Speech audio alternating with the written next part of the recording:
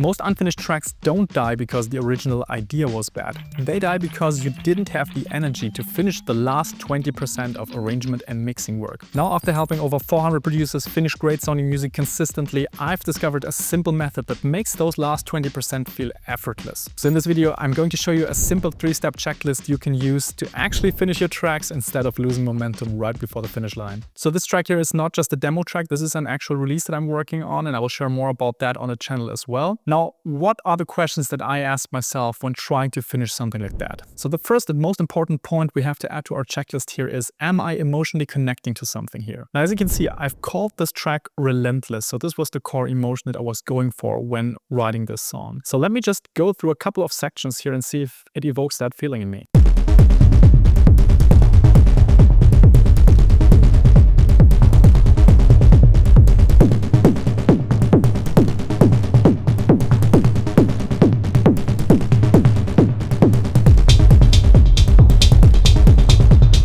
So the way you do this is you jump into a couple of sections, maybe use the main breakdown and main drop moment and see if you still feel this original intention that you went into with the song. Now, if you didn't produce something with a clear intention in mind, that's also fine, but still there should be some emotional resonance between your current state and what is there in the music. And this is why it's so problematic to keep working on the same track for a year, because most likely you as an artist will have moved on. You've taken on new inspiration, made new experiences, and somehow that connection is lost. This is something that a lot of the people we work with in our coaching program struggle with. So they build this initial momentum and then they lose interest in their music, and then at some point they're seeking help. So one of the things you can do to shorten that distance between you producing the original idea and then you actually finishing it is to develop a system that does a lot of the heavy lifting for you. Now, I do have a free resource for you. It's called the Finisher Framework. This is my 3 simple steps you can use to finish at least one great sounding song a month. If you install that system, this will make a lot of things easier for you. You can get it at pickyourself.com/framework. The link is also in the description. So to me, that first point on the checklist is crossed. I am emotionally connecting to this and I still feel this like a relentless drive when I listen to it.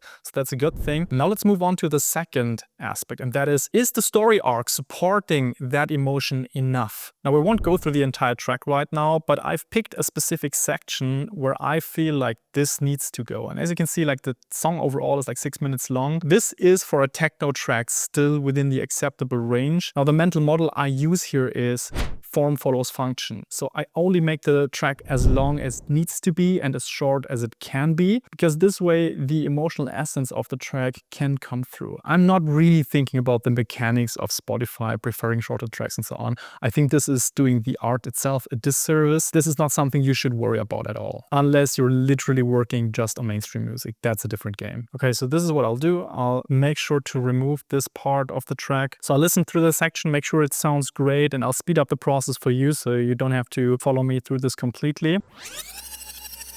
So this worked exactly as I had imagined it, and sometimes you notice some details that you might want to change.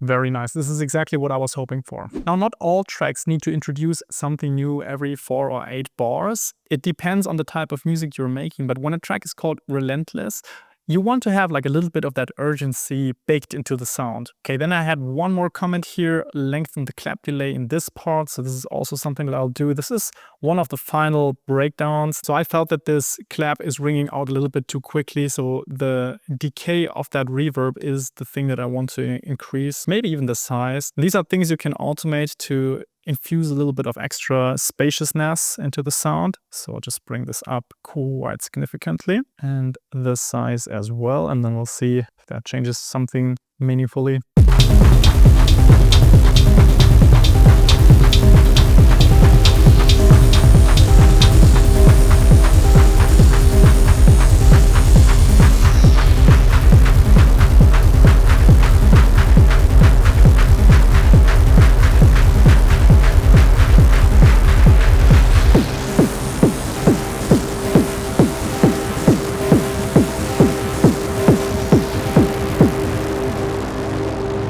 I'm even finding that I could extend these parts a little bit, just bring them up here,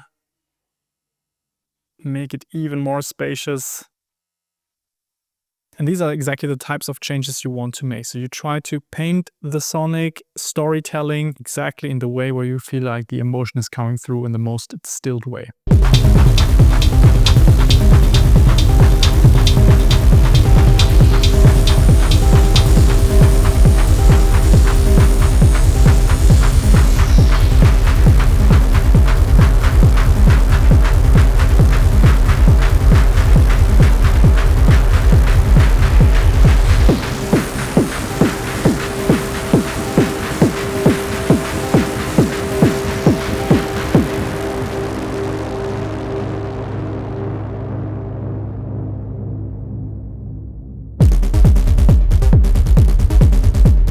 The last comment I've had is to shorten the outro. I'll just quickly do this. This is not a game changer, so we can go to the next point. The last question that I have on my checklist is, does my mix sound intentional? And let's double click on that. Intentional does not mean clean. It does not mean polished. It does not mean perfect in any way. Intentional means, does it once again support the emotion that I'm going for?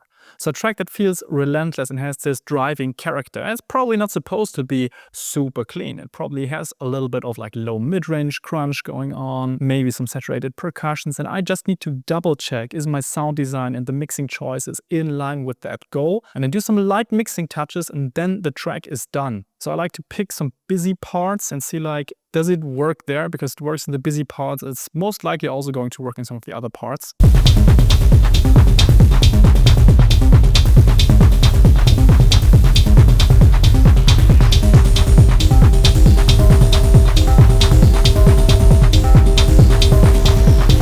And one thing that stands out to me is I would like to have like a bit more presence for the percussion sounds overall. Now I could go into individual ones and tweak them, but sometimes it's best to just focus on the groups at this point of the production stage so you don't get lost in all of the details. So we'll go here to the drum tops group, see if I can bring them together a tiny bit more with the glue compressor. I'll select the region where most of the percussion sounds are playing at the same time.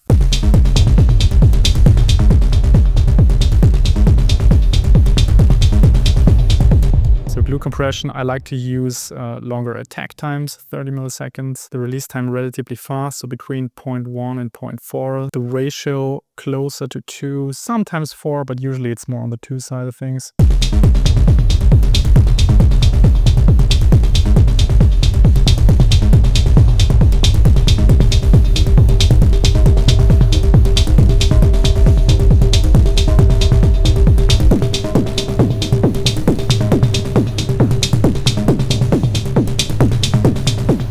What I'm listening for here mainly is, do the drum tops as a whole sound like they're coming out of the speakers a little bit more? So this is what I mean with glue together or three-dimensional. So there's a lot of like esoteric words around this, but once your critical listening skills are trained, you will be able to identify some of these detailed changes quite a bit. This to me is achieved with the glue compressor. Now I want to have some more of that sharpness of the drum tops to come through. So what I will do is use an EQ. Now don't worry, you don't have to get external plugins. You can also do it in the Ableton EQ, but this is what I like to work with. Now, a lot of people would point out that here you have a lot of lower end, and this is true. We could see if it still gives the same character if we bring that a bit down, but this is surely coming from the toms, and we need to look at the toms separately. I would not treat this in the whole group right now because I'm quite sure where it's coming from.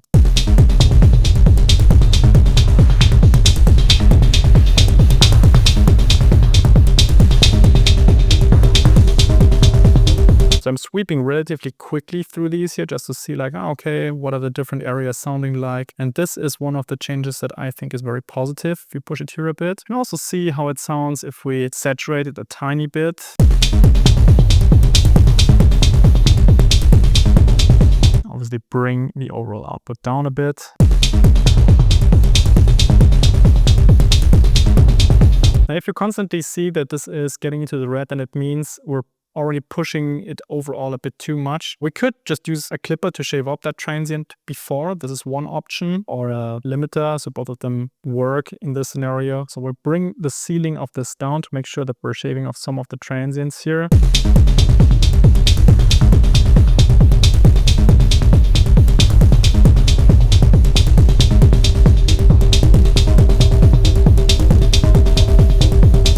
can see this little light is flashing, so it means it's doing a bit of soft clipping before. Soft clipping is basically a saturation curve that leads into the limiter. And of course, it's getting into the red when I'm pushing stuff, so this is obvious. But at least we're not going into this signal too hot.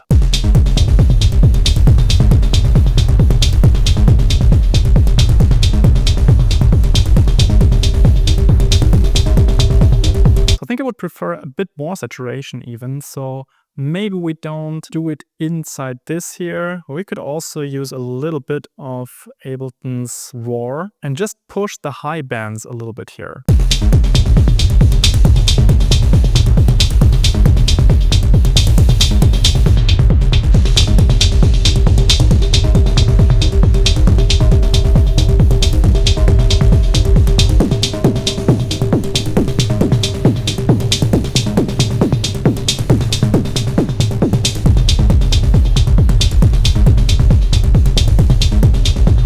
Maybe even some of the mids as well.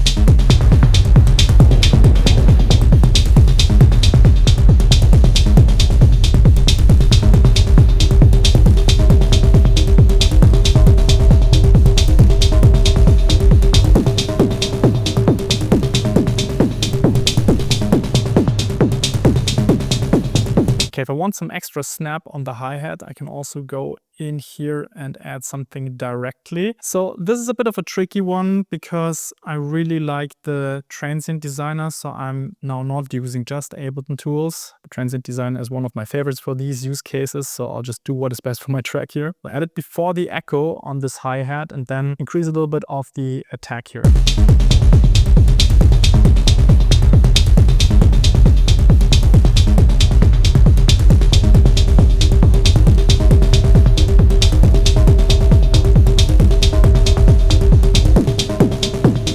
Perfect, fantastic. And so by normal clean standards, one could say, okay, that hi-hat is a little bit too dark sounding, let's EQ that and make it brighter. But this is where you have to be intentional with your mix. So I actually want this hi-hat to sound a little bit old school, a little bit intentionally reduced, almost like it has a bit of a vintage sound to it. This is what I'm going for here. So I will just not artificially create a clean, polished sounding mix that doesn't serve the emotional purpose. Okay, let's look at the tom now and reduce some of the low end here. And so I'll put this after the grain delay but before the reverb, because then it captures these like backbeats and only feeds into the reverb what I actually want in here.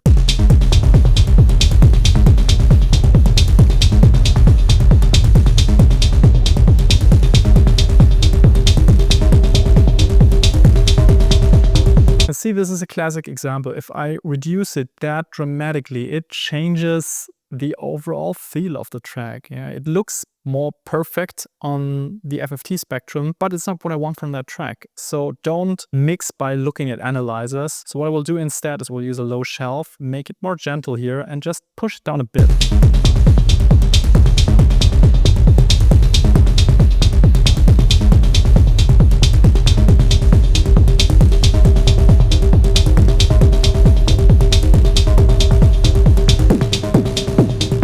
This is much better. So on the lead sound as well, I feel like a couple of touches could help. One of the things I will do here is to add a little bit of tape saturation. This is one of my personal favorites for tape machines. And once again, you could also do tape saturation in Ableton, but here I transparently show what I would do to that track. Put it even after the echo. So it's almost as if we recorded that synth, including the echo, to tape. So here I select a different mode. This is just one of the tapes I like more.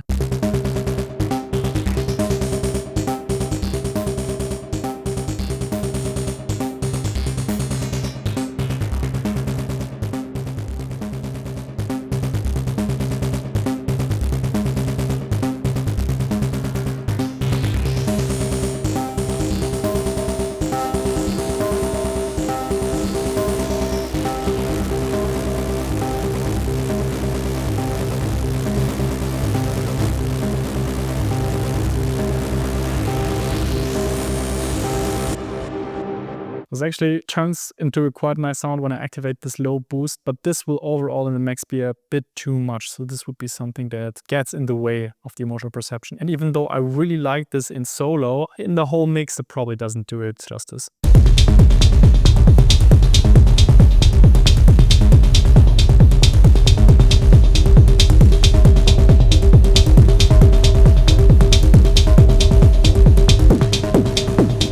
So these are the kinds of mixing tweaks you want to do in the last phase of your production process. I will continue to do this, but I'll do it without the camera so I can be fully focused and don't have to explain at the same time. But if you want to learn more about my mixing philosophy, check out that video next because I'm breaking down my exact process step by step.